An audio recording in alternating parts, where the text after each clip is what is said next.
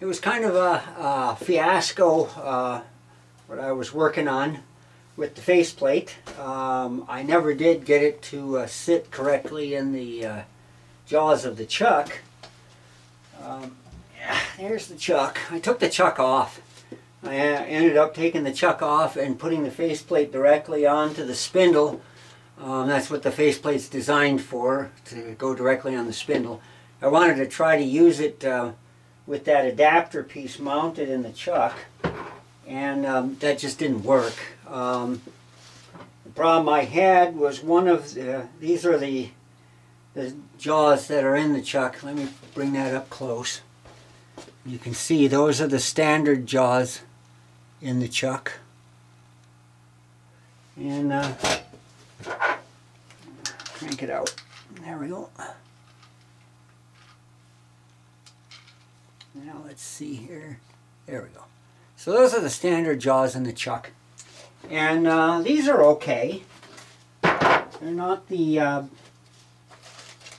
necessarily the best jaws, but they're okay. I mean, they're not bad for considering what you pay for one of these little lathes. And of course, now here are the other jaws. And let's see if I can do that in relief there so you can see it. Now this is towards the center on these jaws, whereas if you notice the difference here, and basically those go in and they grab things from the outside instead of from the inside.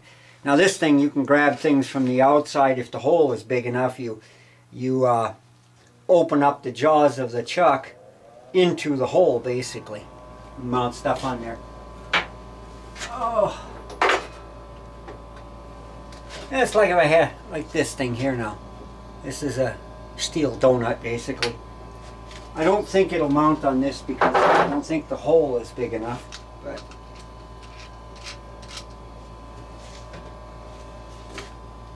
oh, just barely. Might be able to get it on there. But anyway, you would mount that on there like this, and then you open the jaws until it clamps it. So that's what the outsides of these are for. But anyway, I had to take the chuck off and mount the faceplate directly on there. With those other jaws, one of the jaws just didn't fit, and it's on the previous part of this video. It just didn't fit in the chuck properly, and so it didn't work right in the chuck, and I couldn't get the faceplate to sit level in the chuck enough to not have a lot of run out on it. Now run out is, I'll explain that. Let me do this here. We'll do that, and then up a little bit there. Now the easiest way to explain run out is this thing is mounted directly to the spindle, and this should be at a perpendicular angle to the spindle, so that when it turns, this part runs flat.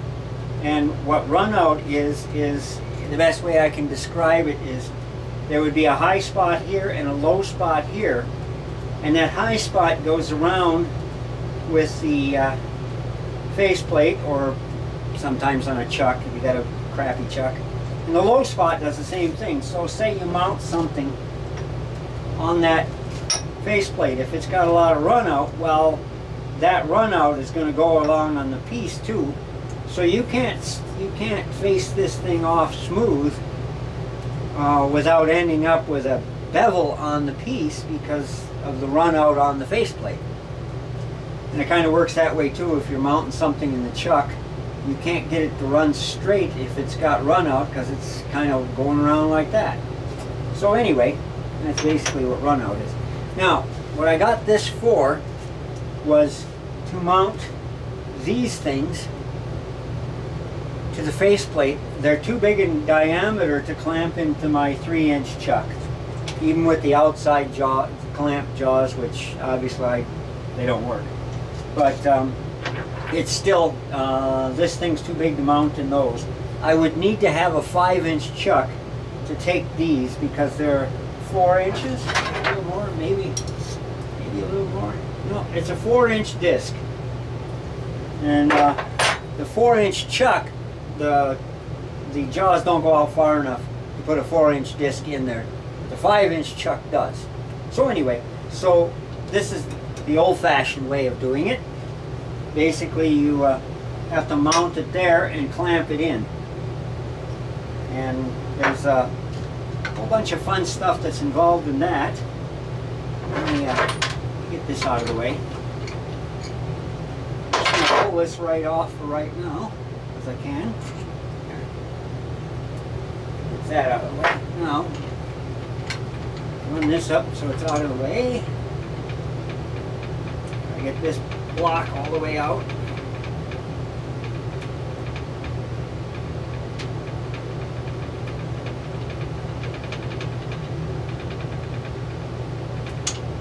Okay, so now what I'm going to do is I've got these carriage bolts. You can probably see, yeah, you can see that. And they have, these are 7/16 carriage bolts. And I took the faceplate to the hardware store with me before I mounted it on here to find the proper size bolts for this. And it just happened that the 7/16 carriage bolts, this square part underneath the head, is just right for the slots in the faceplate. So basically, you put it through like that, and it will only turn a hair. It won't turn all the way around. So you can tighten the bolt or the nut onto the bolt when you want to. So I'm going to move the camera a little bit. Okay, now you can see what I'm doing here. I got to put the bolts in.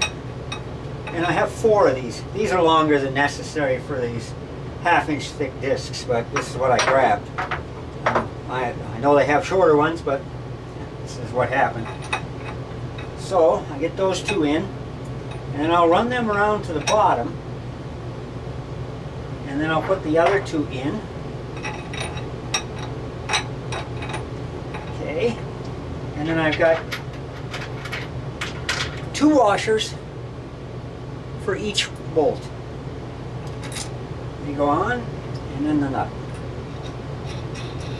Now I should have a little piece of tube spacer in here over the threads, because it would help to stop the tilt of the washers when I clamp it down onto the piece. But I don't have. I'd have to find something that's shorter, either find or make something that will fit over the bolt and is a little bit shorter than the thickness of the piece that I'm trying to mount. So anyway, here's 2. Alright, so we got those. Now I'll run those down around the bottom. And here's the number 3.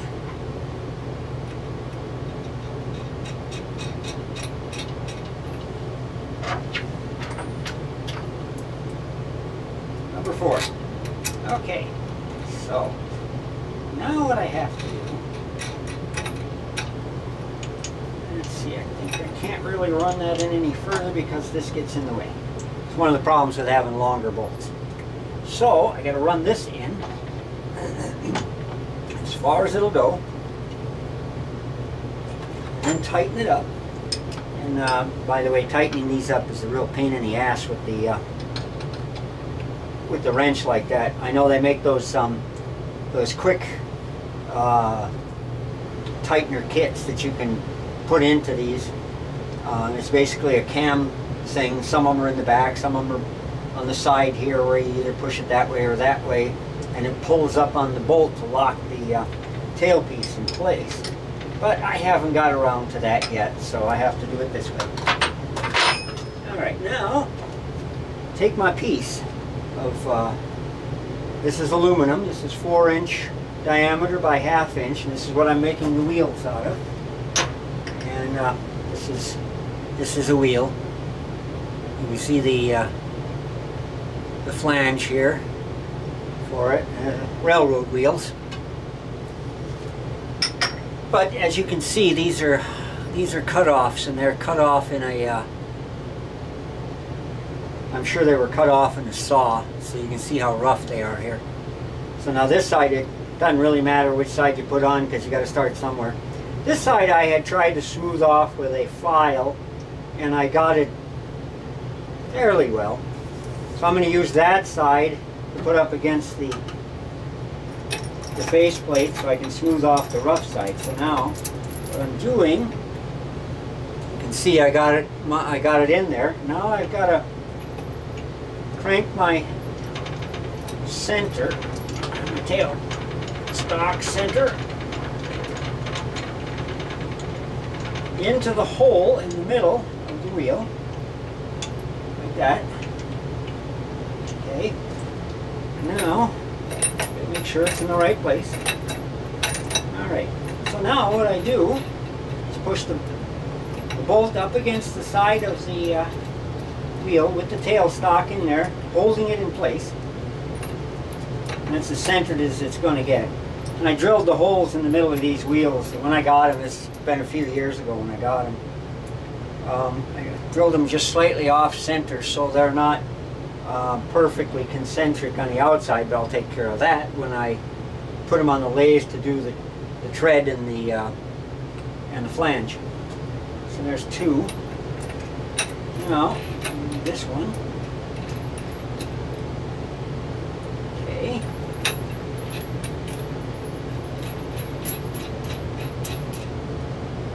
So all four are snugged up.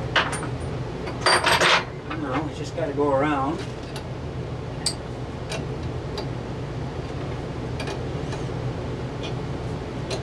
And as you tighten these up, it sort of tilts these washers because there's nothing on the outside holding them from tilting, which is why I was talking about the tube. Now, I don't have a good way to hold this faceplate while I'm tightening these up.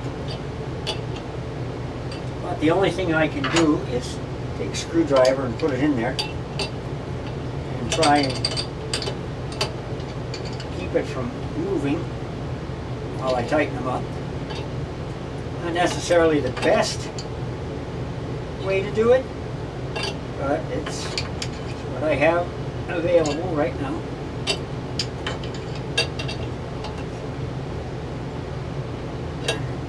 Okay, so now that's tight enough. So now I back the center out. Tail stock.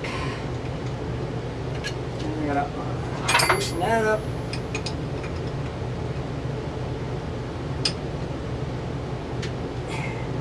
I can't really get this cross slide any further out of the way. It's out this way as far as it'll go. So I'm just kind of stuck with it there. Alright, now I push that back. Now, get the cutter. Now I gotta move that out. Cutter on, get it squared up, sort of. Give me a little, it's actually a little better if it's pointing a little this way on an angle going that way, because I can get a little closer to the bolts when I'm swinging it. Get it inside here.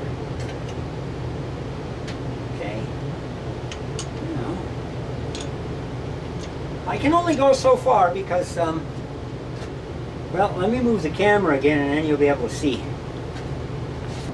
Alright, see now, when I turn this, I have to make sure it doesn't hit here, and I have to make sure it doesn't hit the tool. So, I have enough clearance here to smooth this off without hitting the end of that. And since all four bolts are the same, so I'm good there. So what I'll do is I'll lock the carriage in, and I have the drive screw under here, whatever you call that thing. It's disengaged from the gearing, so the carriage won't move while I'm running the lathe. And I don't have a carriage lock of any other kind, so I'm kind of stuck with just locking it that way so it doesn't move. It won't drift back while I'm cutting. So let me move the camera again. I have to see how close I can get to these bolts on the outside. So I can't turn the outside here because the washers and bolts are in the way. But I can turn it all the way to the center, and then when I turn it around and put it on my arbor, I'll be able to work on the other side, get that all smooth, and then I can I can turn it around and cut the edge off when I'm working on it after that. I'm still working on figuring that out. Now, because I don't have a cover over my gears down here, I use this rag, and I just stuff it in underneath here to stop the chips from getting down into these gears that drive this thing. So, okay, so let's turn it on and see what we get.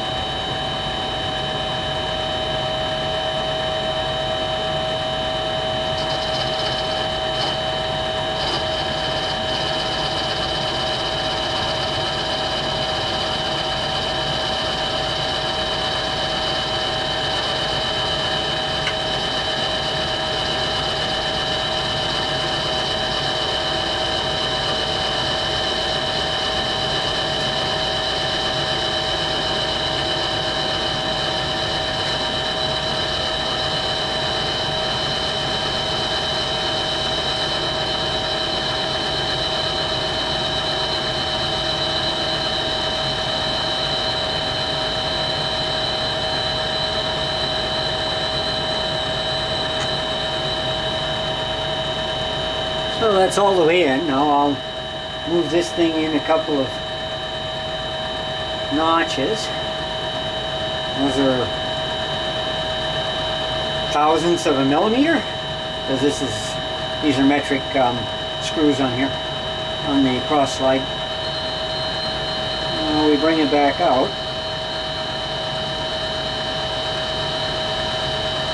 And we get a nice smooth cut. And of course I have to watch to make sure I don't go too far out and start hitting those washers.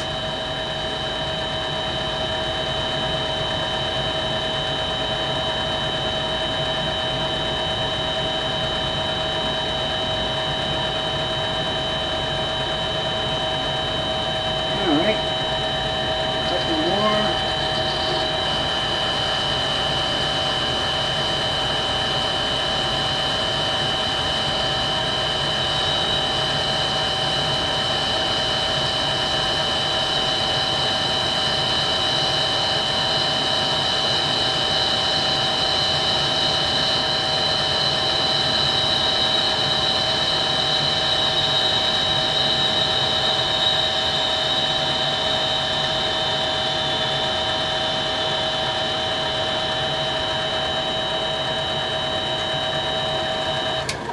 And that's it.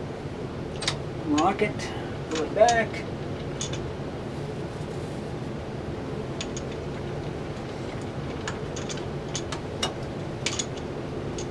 And you can see a nice smooth edge or face. And there's still a little chamfer left in the hole because I had chamfered it with a regular chamfering tool. One of these. That's all there is to it. So that one is done for here. Yeah, I'd like to be able to get closer there, but I don't think I can.